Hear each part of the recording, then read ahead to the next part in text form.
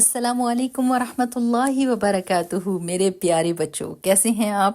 مجھے بہت خوشی ہو رہی ہے کہ میری دوبارہ آپ سے ملاقات ہو رہی ہے دوسرے دورے قرآن کے ساتھ۔ الحمدللہ رب العالمین۔ میری دعا ہے کہ اللہ سبحانہ و تعالیٰ اس دنیا میں بھی ہم کو قرآن کے ذریعے آپس میں ایک دوسرے کے ساتھ جوڑے رکھے اور جنت میں بھی ہم ساتھ ہوں، آمین۔ چلیں سبق شروع کریں، لیکن اس سے پہلے ہم کیا کرتے ہیں؟ ہم دعا مانگتے ہیں۔ جی، رب اشرح لی صدری ویسر لی امری واحلل عقدۃ من لسانی یفقہوا قولی رب زدنی علما، آمین۔ اب اس دعا سے کیا ہوگا؟ میرا بات کرنا آسان ہو جائے گا اور آپ کا اس بات کو سمجھنا اور اس پر عمل کرنا۔ ٹھیک، چلیے اپنا سبق شروع کرتے ہیں۔ سب سے پہلے ہم آیات پڑھیں گے، آیا نمبر 21 اور 22۔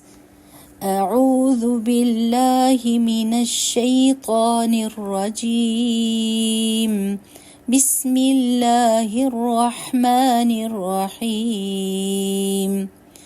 یا ایہا الناس اعبدوا ربکم الذی خلقکم والذین من قبلکم لعلکم تتقون، الذي جعل لكم الأرض فراشا والسماء بناء وأنزل من السماء ماء فأخرج به من الثمرات رزقا لكم فلا تجعلوا لله اندادا وانتم تعلمون۔ اللہ تعالیٰ فرماتے ہیں، اے لوگو، اپنے رب کی عبادت کرو جس نے تمہیں پیدا کیا اور ان لوگوں کو بھی جو تم سے پہلے تھے، تاکہ تم نیک اور اللہ سے ڈرنے والے بن جاؤ۔ اس اللہ کی عبادت کرو جس نے تمہارے لیے زمین کو فرش بنایا، آسمان کو چھت بنایا اور آسمان سے پانی برسایا، جس سے تمہارے کھانے پینے کو پھل پیدا کیے، لہٰذا دوسروں کو اللہ کا شریک نہ بناؤ، اور یہ باتیں تو تم جانتے ہو۔ میرے پیارے بچوں، آج کی آیت پڑھنے سے پہلے میں آپ سے ایک سوال کروں گی۔ یہ ہمارے ہاتھ کس نے بنائے؟ دیکھیں اپنے ہاتھوں کی طرف۔ یہ آنکھیں کس نے بنائی جس سے آپ دیکھ رہے ہیں؟ یہ کان کس نے بنائے جس سے آپ سن رہے ہیں؟ اور یہ دل کس نے آپ کو دیا ہے جو سارا دن اور ساری رات دھڑکتا رہتا ہے، دھک دھک دھک، اور یہاں تک کہ آپ جب گہری نیند سو رہے ہوتے ہیں اور آپ کو اس کا کوئی خیال نہیں ہوتا تو بھی یہ دھڑک رہا ہوتا ہے؟ ہاں جی، اس کا جواب ایک ہی ہے، اللہ سبحانہ و تعالیٰ نے ہم کو ساری چیزیں دی ہیں۔ تو آج ہم اللہ سبحانہ و تعالیٰ کے بارے میں جانیں گے ان آیات کے ذریعے سے۔ ٹھیک ہے میرے پیارے بچوں، ان آیات میں اللہ سبحانہ و تعالیٰ ساری دنیا کے لوگوں کو مخاطب کرتے ہیں، صرف مسلمانوں کو نہیں، صرف بوڑھوں کو نہیں، بلکہ پوری دنیا کے لوگوں کو، اور اس میں میں اور آپ بھی شامل ہیں۔ ذرا سوچیں، پوری کائنات کا خالق جس نے سب چیزوں کو پیدا کیا ہے، جس نے سورج اور چاند اور سمندر کو پیدا کیا ہے، وہ ہمیں بلا رہے ہیں اور ہم سے بات کر رہے ہیں کہ اے لوگو میری عبادت کرو۔ اب عبادت کا کیا مطلب ہے؟ اللہ کی بات ماننا، اللہ سبحانہ و تعالیٰ سے سب سے زیادہ محبت کرنا اور اللہ سبحانہ و تعالیٰ کے سامنے سب سے زیادہ عاجزی دکھانا۔ چلے میرے پیارے بچوں، میں آپ کو ایک مثال دیتی ہوں کہ اللہ سبحانہ و تعالیٰ کی عبادت ہم کیوں کرتے ہیں۔ ایک مثال ہے، اگر سوچیں کہ آپ نے پورا ہفتہ لگایا اور آپ نے لیگو سے ایک بہت خوبصورت شاندار قلعہ بنایا، اونچے اونچے مینار بنائے، پل بنائے، جھنڈے لگائے، سب کچھ آپ نے کیا، بہت محنت کی۔ پھر آپ کا دوست کمرے میں انٹر ہوا اور اس نے کہا یہ قلعہ میں نے بنایا ہے۔ کیا یہ انصاف ہوگا؟ نہیں نہیں نہیں، آپ نے بنایا ہے، آپ کی تعریف کی جائے گی۔ اب ذرا یہ سوچیں، اللہ سبحانہ و تعالیٰ نے ساری کائنات کو بنایا ہے، اللہ نے آسمان بنائے، پہاڑ بنائے، ہاتھی بنائے، تتلیاں بنائیں، گہرا نیلا بہت بڑا سمندر پیدا کیا اور اس میں مچھلیاں پیدا کی، اور آپ کو بھی بنایا۔ تو پھر ہماری محبت، ہماری عبادت، ہمارا شکریہ کا حقدار کون ہوگا؟ صرف اور صرف اللہ تعالیٰ، اور کوئی نہیں، کیونکہ یہ سب کچھ کسی اور نے بنایا ہی نہیں۔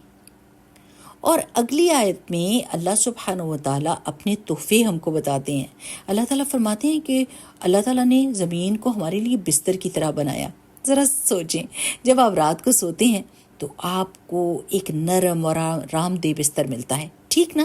اللہ نے پوری زمین کو مضبوط اور آرام دہ قالین کی طرح بنا دیا ہے تاکہ ہم اس پر چل سکیں، ہم اس پر دوڑ سکیں، ہم فٹ بال کھیل سکیں، اور ہاں، ہم اپنے گھر بھی اس کے اوپر بنا سکیں اور سکون سے سو سکیں۔ ذرا سوچیں، اگر زمین ناہموار ہوتی، نوکیلی ہوتی، ہر وقت ہلتی رہتی تو ہم کبھی بھی آرام نہیں کر پاتے، لیکن اللہ تعالیٰ نے اسے بالکل ٹھیک بنا دیا۔ پھر اللہ تعالیٰ ایک اور تحفہ بتاتے ہیں کہ اللہ نے آسمان کو ہمارے اوپر چھت بنایا۔ اوپر دیکھیں میرے پیارے بچوں، جب آپ گھر میں ہوتے ہیں تو آپ کے سر پر ایک چھت ہوتی ہے نا، جو آپ کی حفاظت کرتی ہے۔ اللہ تعالیٰ نے پوری دنیا کے اوپر ایک بہت بڑی چھت رکھ دی ہے، آسمان۔ یہ بادلوں کو پکڑ کے رکھتا ہے، یہ ہمیں سانس لینے کے لیے تازہ ہوا دیتا ہے، یہ ہمیں محفوظ رکھتا ہے۔ کیا ہی شاندار چھت ہے کہ جس کی کوئی دیوار یا کوئی پلر ہی نہیں، اس کا کوئی ستون نہیں، اور وہ بس ہمارے سر کے اوپر معلق ہے۔ تیسرا تحفہ، اللہ آسمان سے بارش برساتا ہے، ٹپ ٹپ ٹپ ٹپ۔ بارش کا ہر قطرہ ایک تحفہ ہے، کیونکہ پانی کے بغیر تو کوئی چیز زندہ نہیں رہ سکتی، نہ درخت، نہ جانور، نہ آپ اور میں۔ اور اب آتا ہے چوتھا تحفہ، یہ تو ہم سب کا بڑا ہی پسندیدہ ہے۔ اللہ تعالیٰ فرماتے ہیں بارش زمین سے ہمارے کھانے کے لیے پھل اور رزق اگاتی ہے۔ میں آپ سے پوچھتی ہوں، آپ کو سب سے زیادہ اچھا پھل کون سا لگتا ہے؟ سیب آپ کو اچھا لگتا ہے؟ آم، ہاں جی، کیلے، کھجور، اسٹرابری۔ بھلا بتائیں تو صحیح، سیب کہاں سے آتا ہے؟ آپ کہیں گے دکان سے۔ دکان سے پہلے کہاں سے آتا ہے؟ درخت سے؟ جی بالکل صحیح کہہ رہے ہیں، لیکن درخت سے پہلے یہ ایک چھوٹا سا ننھا سا بیج تھا، اور وہ بیج صرف بارش کی وجہ سے اگا، اور بارش آسمان سے آئی، اور آسمان کو کس نے بنایا؟ اللہ سبحانہ و تعالیٰ نے۔ تو جب کبھی بھی آپ کسی پھل کو کھائیں تو تحفوں کا یہ سارا سلسلہ یاد رکھیں کہ اللہ تعالیٰ سے شروع ہوا، بارش، درخت، پھل، اور آپ کی پلیٹ میں رکھا ہوا کھانا، یہ سب اللہ تعالیٰ کی طرف سے تحفے ہیں۔ تو ان تمام تو خوبصورت تحفوں کے بارے میں بتانے کے بعد اللہ تعالیٰ ہمیں ایک اہم بات بتاتے ہیں، اور وہ فرماتے ہیں میرے سوا کسی کی عبادت نہ کرو۔